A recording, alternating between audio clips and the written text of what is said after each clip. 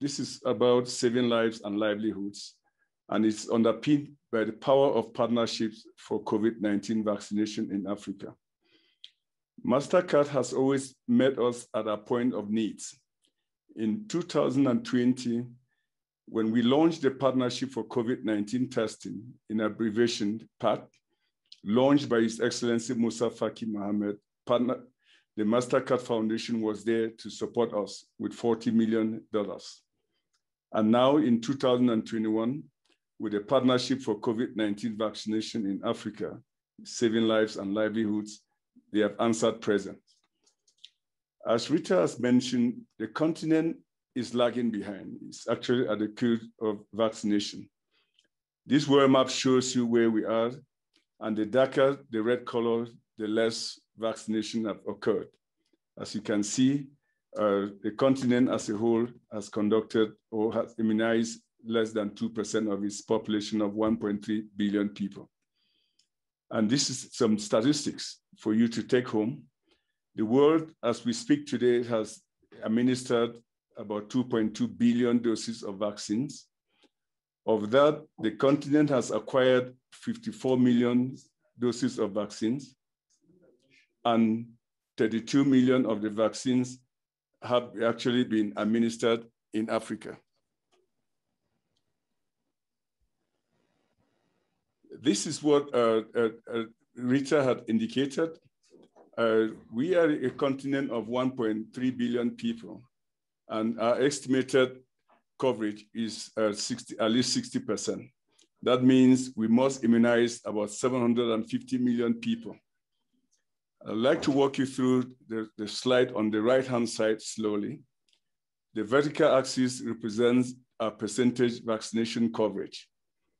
COVAX facility, which is an initiative supported by the World Health Organization, the Global Vaccine Alliance, and CEPI, that is the Coalition for Epidemic Preparedness Innovation, is going to supply us with at least 26% of our vaccines. That is about the ability to vaccinate up to about 340 million people. The AVAC process, which is the African Vaccine Acquisition Task Team, has acquired up to about 400 million vaccines. That is the ability to vaccinate up to 31% of our population. So if you sum over that, all of that, we still have a gap of about 3%. Now, I really want to point out that the 31% of AVAC acquisition is actually supported by partnerships like the Afri-Exim Bank facilities and additional partners. That is where we are calling for additional partnerships to support us to get to these percentage targets. Now, this initiative is actually geared towards that. And as Rita has indicated, we have 4 objectives: to acquire more vaccines to enable us reach our 60% target, deploy the vaccines effectively, strengthen continental manufacturing capacity, and strengthen Africa CDC's ability to provide and coordinate this support on the continent. There are several benefits that will occur from this partnership. One is the ability to win the battle against this pandemic. Second is to roll out vaccination capacity across the continent, regardless of which vaccines are being supplied. And thirdly, to strengthen African institutions that will drive an impact in public health. And lastly, to ensure our national, regional, and global health security. We have established some guiding principles in this strategic partnership. One is inclusiveness. All member states are eligible. Second is equity, driven by member states' needs. Accountability, we want to ensure that the resources are efficiently and transparently used, and that the partnership is African-led and driven. Collaboration is key. We will strive to collaborate with all parties and partners, of course, including the World Health Organization, member states, UNICEF, and others. Improvement of national health systems is central as a principle. Iteration and learning processes. That is, we are going to be learning as we go. There are 8 key areas that this partnership will focus on. One is vaccine acquisition and logistics, strengthening countries' logistics, supporting vaccination centers and staffing, community engagement and risk communication.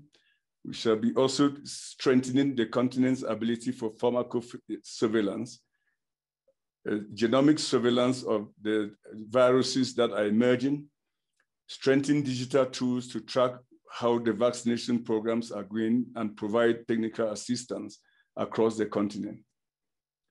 Let me just end by thanking a group of people that have been working relentlessly. And I must say that it has amazed me that over the last 1.5 years, this group has been meeting almost nightly, on nightly basis from 9 p.m. to 11 to discuss vaccine and vaccination work across the continent. I include Mr. Strive Masiwa, who is the AU Special Envoy, and we call him, when we meet every evening, a COVID vaccine warrior. Dr. Vera Songwe, who really wanted to be present today but is traveling, has been exceptional. Professor Benedict Orama, the president of the Afri-Exim Bank, and the team have been extraordinary in coordinating these efforts with us. Special Envoy Donna Kaburuka and Commissioner Amira have all been critical in guiding us. I've personally benefited a lot from their counsel as we've thought through this initiative, how to get vaccines and get our continent vaccinated. I thank you so much for the opportunity to partner with Mastercard. And Rita, special thank you to you for your relay Africa CDC and African Union Commission in the fight against the COVID-19 pandemic. I thank you.